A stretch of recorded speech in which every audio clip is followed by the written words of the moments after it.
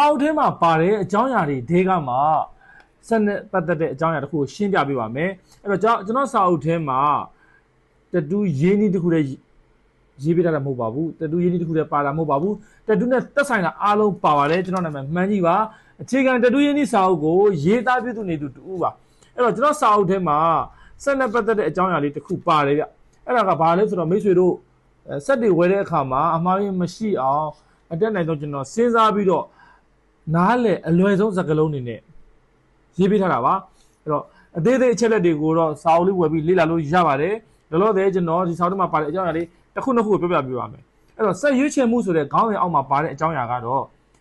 စက်ဝယ်တဲ့အခါတဲ့စတုတ်များတဲ့စက်ကိုရွေးချယ်ပါတဲ့စတုတ်ဆိုတာကကြတော့နောက်ပိုင်းမှာတော့ကျွန်တော်တို့ကစတုတ်တွေကိုအပြင်မှာမြင်လို့ရတယ်ချင်လို့ရတဲ့စက်တွေလာပါတယ်အရင်တုန်းကတော့စတုတ်တွေကကျွန်တော်တို့ manual book မှာပဲလာတယ်ပါတယ်ပေါ့နော်ဖတ်လို့ရတယ်ဒါမှမဟုတ်သူ့ရဲ့ website မှာပဲတော့ကြည့်လို့ရတယ်ပေါ့ခုနောက်ပိုင်းတော့ stock ကိုအပြင်မှာချင်လို့ရတဲ့ဟာတွေပါလာတော့ပိုအဆင်ပြေပါတယ်အဲ့တော့ stock များတဲ့စက်ကိုရွေးချယ်ပါတဲ့ stock က 4.2 လာတယ်4.5 ထိလာပါတယ်တချို့ stock တွေက5 stock တွေလာတယ်ဒါပေမဲ့ကျွန်တော်နိုင်ငံထဲတော့5 stock ကတိတ်မတွေ့ပါဘူးကျွန်တော်1900နဲ့မဲဖောက်ပေးလိုက်တဲ့ GT ပန်ကတော့ 4.5 ပါအဲ့တော့ stock များတဲ့စက်ကိုရွေးချယ်ပါတဲ့နောက်ပြီးတော့ stock ကစက်ရဲ့အသက်လို့လည်းပြောလို့ရတယ်ပေါ့နော်အဲ့တော့ကျွန်တော်တို့ဒီကိုလိုဂျင်နဲ့ဟိုဟာခန္ဓာကိုယ်ရဲ့ကိုလိုဂျင်နဲ့ဆေးဝင်ဖို့အတွက်ကိုစတုတ်ကလည်းဟိုလုပ်ပေးတဲ့အချက်တွေအများကြီးပါတယ်အဲ့တော့စတုတ်များတဲ့ဆက်ကိုရွေးချယ်ပါတဲ့ပြီးတော့မိမိလက်တွင်အစဉ်ပြေမိဆက်ကိုရွေးချယ်ရမည်တဲ့အဲ့တော့ကျွန်တော်တို့ကဆက်ကြီးတွေပြလာတယ်ကြာအခုကျွန်တော်ဒီမှာနမူနာပြမဲ့ဆက်တွေထဲမှာတော့ကင်လို့မကောင်းတဲ့ဆက်မပါဘူး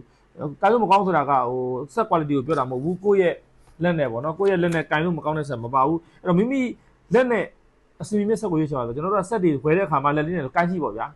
တချို့ကကျတော့လက်ကင်ကိုကြီးကြီးကြိုက်တယ်တချို့ကကျတော့တေးသေးကြိုက်တယ်ပေါ့နော်အဲ့တော့တေးသေးပဲကြိုက်လက်ကြီးကြီးပဲကြိုက်ကိုလက်နဲ့အစီအပြင်ရပါပြီသူကဆိုဘာသိပါကုမ္ပဏီပဲဖြစ်ပါကျွန်တော်အများနဲ့ကင်တဲ့ဆက်ဆိုရင်ကျွန်တော်လည်းအစီအပြေလို့ကျွန်တော်ကင်တာပေါ့နော်လောက်ဆိုရပါပြီအဲ့တော့ကိုလက်နဲ့အစီအပြင်မဲ့ဆက်ကိုရွေးချယ်ပါတယ်တချို့ကဆက်ကြီးဝယ်လာပြီးတော့မှကိုယ့်ရဲ့လက်ကကြီးကြီးကင်တဲ့ဆက်ကတေးသေးလေးဖြစ်နေတော့အစီအပြေတာမျိုးတွေရှိပါတယ်တချို့ကျတော့လေဆက်ကဟိုကြီးကြီးကင်နေတာပေါ့နော်အလုံးကြီးဒီလိုဒီလောက်အလုံးကိုထက်ကြီးအောင်နှစ်ဆလောက်ကြီးအောင်အလုံးကြီးကင်နေတာပေမဲ့ဆက်ကတေးသေးလေးဖြစ်နေတာမျိုးတွေလည်းရှိတယ်ကိုကတေးသေးလေးကင်နေပေမဲ့ဆက်ကအရန်ကြီးနေတာမျိုးတွေလည်းရှိပါတယ်အဲ့တော့ကိုလက်နဲ့ကင်လို့အဆင်ပြေမဲ့ဆက်ကိုရွေးချယ်ပါဘာဖြစ်လို့လဲဆိုတော့ကျွန်တော်တို့ကလက်နဲ့ကင်ပြီးရေးရမှာမဟုတ်လို့ပ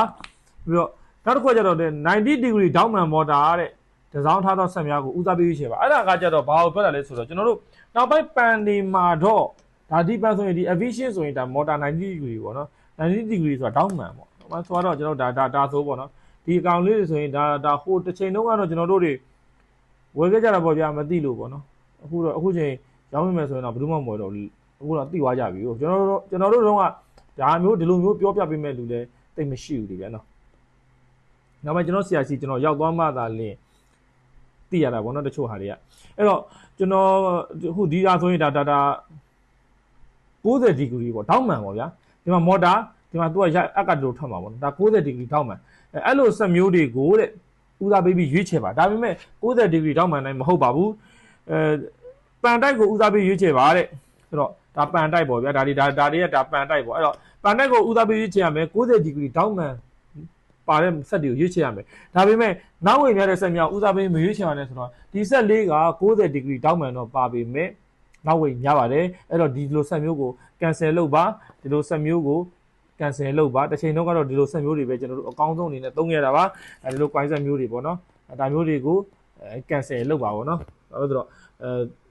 ့နောက်ဝင်များနေလို့ပေါ့နော်နောက်ဝင်များနေကျွန်တော်ဒီကနေကျိုးနေဆိုရင်လည်းပို့ထိုးမယ် battery နဲ့ဆိုလည်းပို့ထိုးမယ်ပေါ့နော်နောက်ဝင်များဒါလေးကို cancel လုပ်လိုက်ပါပြီးလို့ရှိရင်ပန်တိုက်ကိုဦးစားပေးရွေးချယ်ပါဆိုတော့ဟုတ်ပြီကျွန်တော်တို့ကပန်တိုက်ကိုဦးစားပေးရွေးချယ်ပါမယ်ပန်လေးအဲ့ပန်လေးမှာမှဒီပန်လေးဆိုရင်ဒါက motor ကိုဒီလိုတောက်ထိုးထားတာပါတောက်ထိုးထားတာဖြစ်တဲ့အတွက်ကိုသူက90 degree မဟုတ်ပါဘူး180 degree ပါအဲ့တော့ရိုက်တဲ့အားက90 degree ရိုက်အားနဲ့မတူပါဘူး motor ကို weight နှစ်ဆရုံးရတဲ့သဘောမျိုးဖြစ်နေပါတယ်အဲ့တော့ motor လေးကြာမခံသလိုရိုက်အားလည်းမကောင်းပါဘူးအဲ့တော့90 degree ဒါဆိုရင်ဒါ motor ကပလေးကန့်လန့်လေးထားတာပေါ့နော်90 degree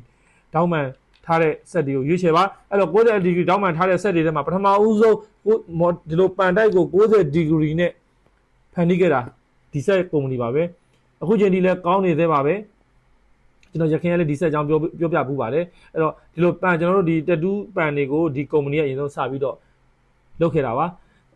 90 degree ဒေါက်မန်နဲ့ပန်ကိုလည်းသူကပဲ2018မှာစပြီးတော့ဖန်တီးခဲ့တာပါအဲ့တော့ကျွန်တော်တို့90 degree ဒေါက်မန်နဲ့ပန်တွေထွက်လာတဲ့နှစ်က2018ဒီဇင်ဘာလောက်ကနေပေါ့နော်2019အစပေါ့